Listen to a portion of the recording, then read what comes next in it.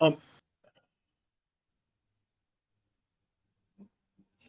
Ellis, can you send me this visual? That one right there.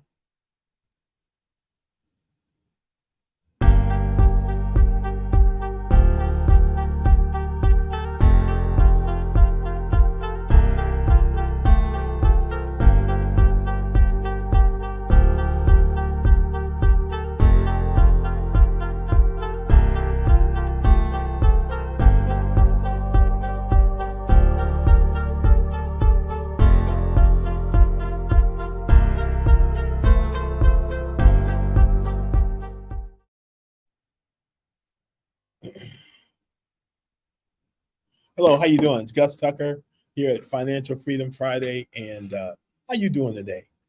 Today it's July 28th, 2023, and next week will be August. Matter of fact, it'll be August 4th. August 5th is a national holiday. Write this on your calendar. Put it on your calendar. National holiday. August 5th is my birthday. So you can send cards and letters. You can send money. You can hit Zelle, GusTucker@gmail.com. Just Zelle it right over, Hey, just kidding. All right. Welcome. Hey, like, comment. Yeah, man. Encourage people to tune in. August 5th is a national holiday. Yes. Hey, I want to tell y'all something. There's a friend of mine. He's a coach. I hired him to be a coach of mine, paying him a pretty significant amount of money, and it's worth every dime. His name is Myron Golden. Now you need to go on YouTube, okay, because that's where a lot of his long form videos are. Go on to YouTube, and if it says Myron Golden, Myron Golden, if it says Myron Golden, watch it. Watch it once and then get your notepad out, take notes. Guaranteed to change your life. A real man of wisdom. Yep, Myron Golden on YouTube, please. What I'm going to do today, I listened to this. I've listened to it twice today. And I said, people need to hear this. Okay? I guarantee if you'll quit doing the 7 things that I'm about to share with you, you are guaranteed to have personal success. Guaranteed. Guaranteed. Okay? There's 7 things. It talks about winners never quit. They do. But what they do is they quit doing things that don't work. That's what winners quit. So first thing to quit doing, quit lying. Quit lying. Yeah. Quit lying. Why? Lying robs you of confidence. The word confidence means con with fidelity, truth, with truth. The person who is confident is the person who walks with truth. It says in 3 John 2, beloved, I wish that you should prosper even as your soul prospers. How does your soul prosper? And he said, I love to see my little ones walking in truth. When you walk in truth, you have confidence. Okay? The other reason you want to stop lying, it stops you from being a person of honor, a person of your word. Who do you trust? Somebody who does what they say they gonna do. Come on, ladies. Come on now. Is that a good man or what? He does what he says he's gonna do. Now, men, what kind of woman do you want? She does what she says she's gonna do. So stop lying. Does that make sense? When's the last time somebody told you to stop lying? Number 2, quit making excuses. Oh boy. I remember the first time I heard this. It says excuses are the skin of a reason stuffed with a lie. The skin of a reason stuffed with a lie. Whoo! Let that one sink in. It sounds good. It sounds like a reason, but it's stuffed with a lie. If you look in the Bible in John chapter 5, there was a man at the pool of Bethesda. Anybody know how long he had been there at the pool of Bethesda on his mat? Couldn't get up and go anywhere. He had been there 38 years. 38 years. And the way it worked is when the water troubled, the first one, because that was the sign, the angel was there troubling the water, the first one there would get healed. So in 38 years, could you imagine how many misses he had? Where it got trouble, somebody got healed and walked away, and he's like, How many times have you financially tried to put things together and it doesn't work out? And now you find yourself either lying to yourself and to others and making excuses. So Jesus walked up to the person and he asked the person a question. He basically asked them, do you want to get healed? Now, let me ask you a question. If you were sitting somewhere for 38 years and Jesus walked up and people knew who he was, because by that time, by John 5, Jesus had a following. He walked up and asked you, did you want to be healed? You probably done heard the stories already. Wouldn't you be jumping up and down and saying, yes, yes, finally, it's my turn. And somebody who can heal me is right here. Do you want to be healed? Do you know what the man said? He gave Jesus 3 excuses. He didn't jump up and down and say, yes, I want to be healed. He said, hey, I don't have nobody to put me in the water. It's them other people's fault. It's them other people's fault. I ain't gonna make put me in the water. Number 2, I've tried. I'm doing the best I can. But number 3, other people are just better than me, more prepared than me, smarter than me, whiter than me, blacker than me, taller than me, better educated than me, and they get there first. What did Jesus do with his excuses? Didn't listen. He told him to get up.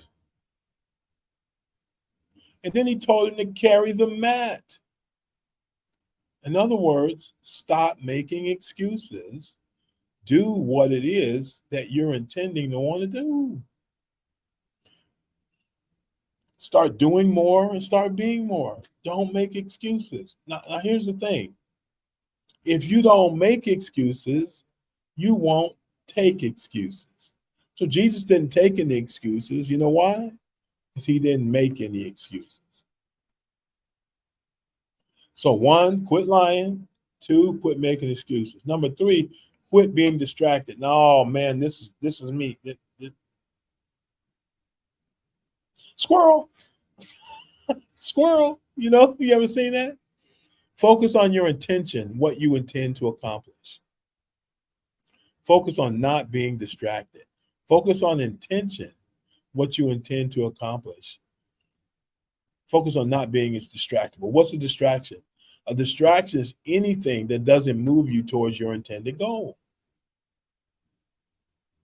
Well, you got to have some goals, right? That would presuppose you have some goals. Do you have your goals written down for this week, for today, this week, this month, this year? For the second half of this year, August, September, October, November, December. We're over halfway through the year, guys. June was halfway. July is over halfway. July is month number 7. What are your goals?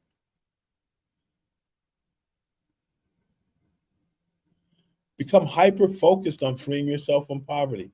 Now, I'm sure many of you, most of you, not all of you, aren't in poverty, like the poverty line. But here's what I mean by poverty. You still check prices on some things, or the prices of some things concern you. Job stability concerns you. What's happening with the economy and inflation concerns you. So let's focus on freeing ourselves from a poverty mindset or a nervous or worrisome mindset, or one that's not focused on abundance. Be hyper focused on beating poverty and hitting your financial goals. Hyper focus. So much that you do what? Nothing else except what focuses you on your goals. What are some of the things that distract you? Here, write them down. Put them in the chat. Let me know. What are some things that distract you? Now it's not TV, but it's a screen of some sort. You know, some people have multiple screens, you know. Got an Android screen. I got an iPhone screen, you know, and then a couple of laptops sitting here. What distracts you? Is it your screens? Is it IG, Facebook, TikTok, fan base? They got a new one called Thread. They got something else and something else, something else. Somebody always coming up with something to distract you. What's a distraction? Anything that keeps you off your intention. Myron Golden says, if you're not making 50 grand a month, you shouldn't have a TV or be watching anything like that that's media related. If you're not making 50 grand a month. Price's Law says 50% of any domain is generated by the square root of the domain. What are you talking about? So let's say you had 100 salespeople, and they were doing $100 million. 50% or $50 million would be done by the square root of the domain. What's the square root of 100? 10. So out of those 100 people, 10 of them are doing 50 million. The other 90 are doing 50 million. You know what I'm saying? Yeah, people are a big distraction. I've heard this. This was my brother-in-law used to say this. He said, God loves you and everybody else has a wonderful plan for your life. People will devise some things for you to do. You hear what I'm saying? 50% of any domain is generated by the square root of the domain. So those 10 people doing 50 million, would you say they're a little more focused than those 90 that are doing 5? The other 50? Yeah. So how can you be a part of Price's Law where you're a part of that square root just making things happen? You know how you do that? By being focused, not being distracted. Okay? So quit lying, quit making excuses, and quit being distracted. So what do you think about those 3 so far? Anybody identify with any of those 3? Where you can say, yeah, that's me. Sometimes I stretch the truth to cover myself, or I do make excuses, or I am distracted. Can anybody identify with any of those? Let me know in the chat. Okay? All right. Number 4, quit being derailed by disruption follows intention. Yep. Quit. Yep. Thank you, Detrice. Quit being derailed by disruption follows intention. What does that mean? You decide to do something good and bam, something bad happens. You make up your mind that I am going to blank. I'm going to go to the gym. I'm going to eat different. I'm going to whatever it is. And then right away, bam, something happens. I'll give you some examples. Genesis 1:1 says, in the beginning, God created the heavens and the earth. Then it says the earth was formless and void. That sounds like a passive thing, but it's not a passive thing. It's like the earth became formless and void. It's like God created, and then it made a movement against God to be out of control. You understand what I'm saying? As God was putting it together, it kind of pushed back. Think about this. You remember Joseph in the Bible? He got a dream about his many-colored coat and how his brothers was going to bow down to him and he was going to be this big deal. He told them about it. What'd they do? Threw him in a hole. Joseph is all fired up because this dream is from God. This is from God. I'm excited. He finds himself in a hole, being sold into slavery. David, 8 brothers. David's the youngest, forgotten, out doing the sheep. They bring him in. He gets anointed king. And he was playing for the king. Remember, he was playing the king. He was playing the harp for the king and singing. And the king, the evil spirits would leave him because of David's playing and singing. That same Saul put a contract out on David's life, chased him around that whole area for 12 years before he took the throne. So how'd you like to be the incoming king and you're getting chased by the sitting king for 12 years? That don't sound like a good start to your kingship, does it? Daniel was a faithful steward in the king's house, taking care of the kingdom. Daniel and his 2 friends, Meshach, Shadrach, and a big Negro. No, Abednego. Meshach, Shadrach, and a big Negro. No, Abednego. They were taking care of the kingdom. And when you know it, somebody makes this bogus law to trick them up, to throw them into a fiery furnace. What did Daniel do wrong? Only nothing.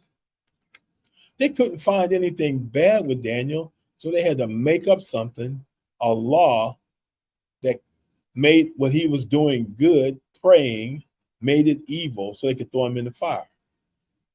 But what happened to each one of those people? Joseph, Daniel, David. What ended up happening to him? At the end of the day, what happened? Well, they all, and put this chair back up, they all were able to finally hit their goals, yes? All of them finally hit their goals.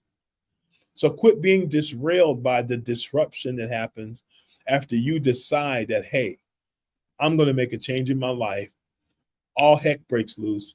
That's a sign you're going in the right direction, not a sign you're going in the wrong direction. Because disruption always follows intention. Don't let that set you back or make you go back. Okay? Keep pushing forward. Okay? Quit being consumed by external circumstances, what others are saying or doing. Listen, I want you to think about this. You and I were put on the earth to do something specific. We're going to talk about this again a little bit later. And there's no one else on the earth like you. So, and things outside of you, you can't control. Those are called contributing factors. The things you can control are things inside of you, your desire. Those are determining factors.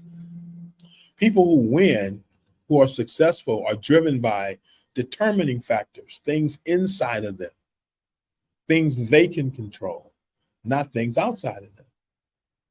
Does that make sense?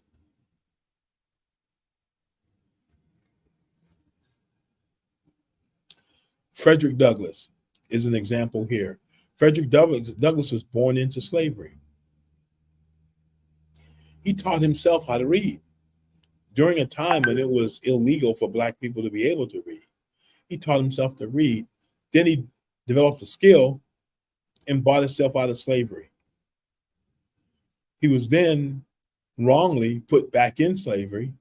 He used that same skill to buy himself out a second time. Then he became the great abolitionist.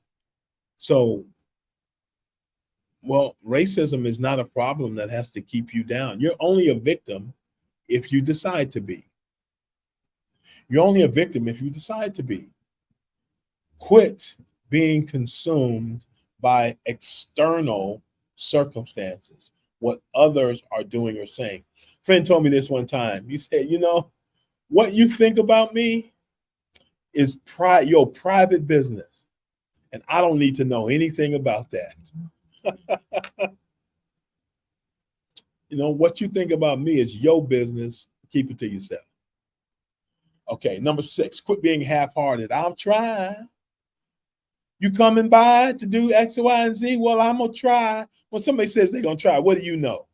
What do you know right then and there? What do you know? It ain't happening. It's not happening. Stop being half-hearted. I'll try. Do or don't do. And that what Yoda said in Star Wars. Okay. How many of you guys got a cell phone? You got a cell phone? Most people do, and it's usually within a hand's reach. You know what I mean? So here's your cell phone. Put your cell phone down. Okay, you got your cell phone down? It's right there in front of you. Here's what I want you to do. Listen closely now. Listen closely. I want you to try to pick up your cell phone. Try to pick it up.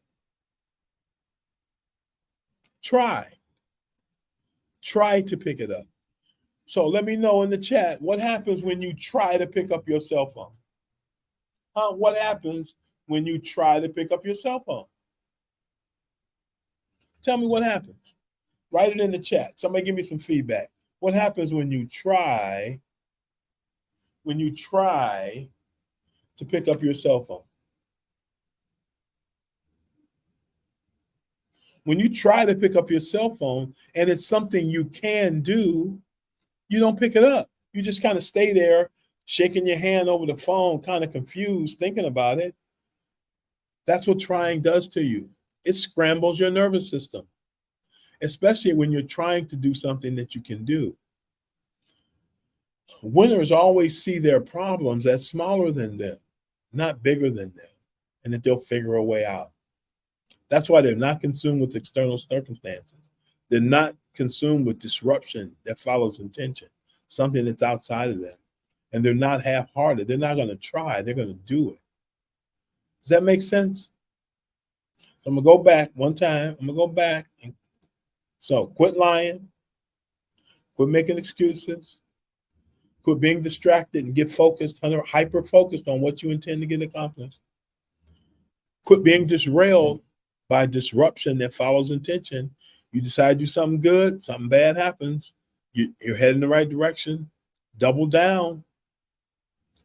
Quit being consumed with external circumstances, what others are saying or doing, and quit being half-hearted. I'll try. Here's the last one. Quit focusing on what and how. Focus on who and why. Well, what do you mean by that? First thing to think about is, who is God? The who.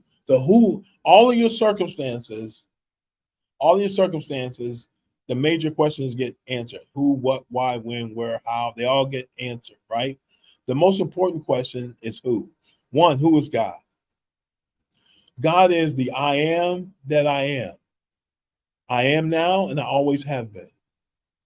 In the beginning, God, first thing God created was time. Why? Because God lives outside of time. So everything's inside of time. God put it there. Hello? Think about it. God is a king who's made us, who are part of his family, a king with a domain. You can't be a king without something you have dominion over. And back in the day, that was land. That's why they called it landlord. The king was the landlord because he owned everything, literally, in his domain. The people, the animals, the dirt, he owned everything. That's why he could do willy-nilly with it whatever he wanted to. Excuse me. So who is God?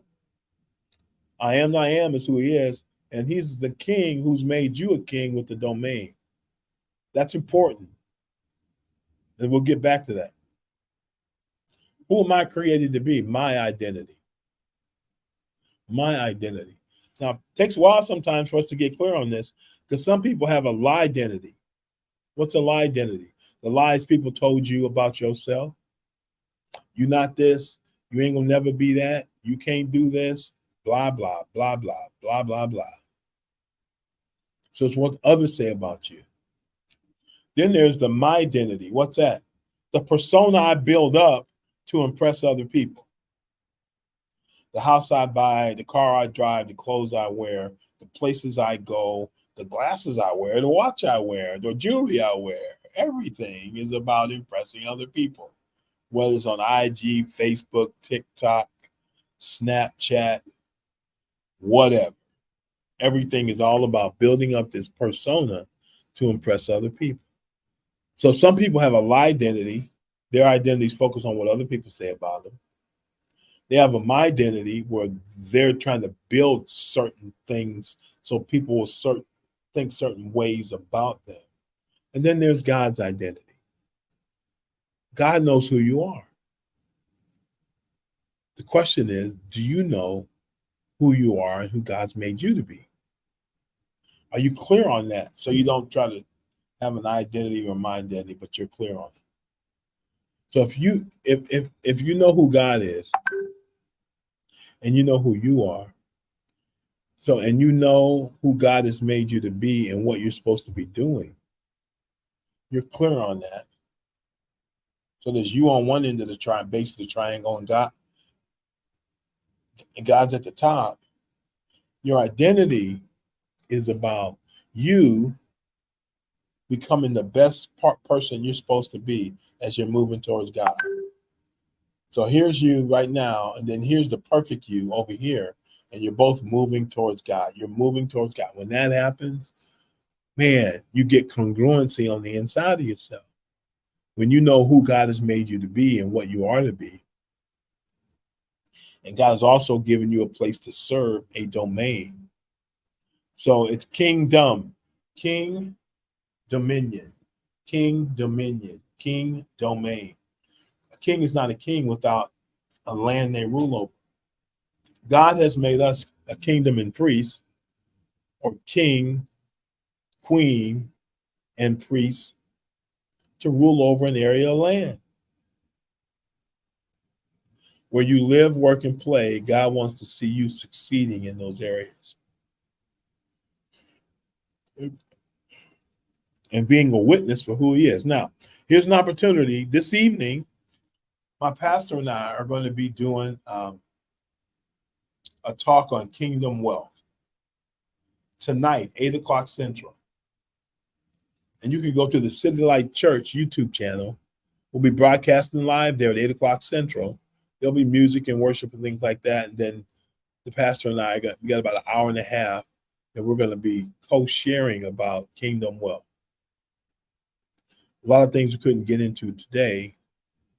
Really encourage you to plug into that tonight, July 28th at 8 o'clock Central on the City Light Church YouTube channel. We're going to be talking about kingdom wealth. Okay? Now, those 7 things. What were they? Do you remember? Say, you remember? 1, quit lying. Number 2, quit making excuses. 3, quit being distracted. 4, quit being derailed by disruption follows intention. Number 5, quit being consumed with external circumstances outside of yourself. Number 6, quit being half-hearted and trying and decide you're going to do it.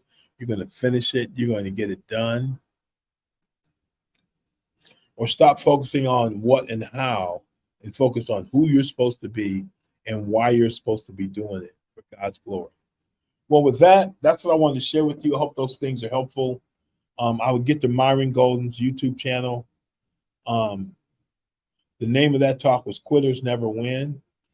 You can find it, Quitters Never Win. You can hear Myron Golden's version of that. And tonight at 8 o'clock Central on the City Light Church YouTube channel, we're going to be doing a presentation on kingdom wealth. The Holy Spirit's purpose for kingdom wealth, his plan for getting it to you, and his power in making it happen. So we'd love to see you guys online tonight, or if you're in Chicago, we're at 824 East 43rd, right at 43rd and College. Invite you to come out. It's always a dynamic time. Okay? Well, you guys have a great evening. Happy July 28th. God bless you.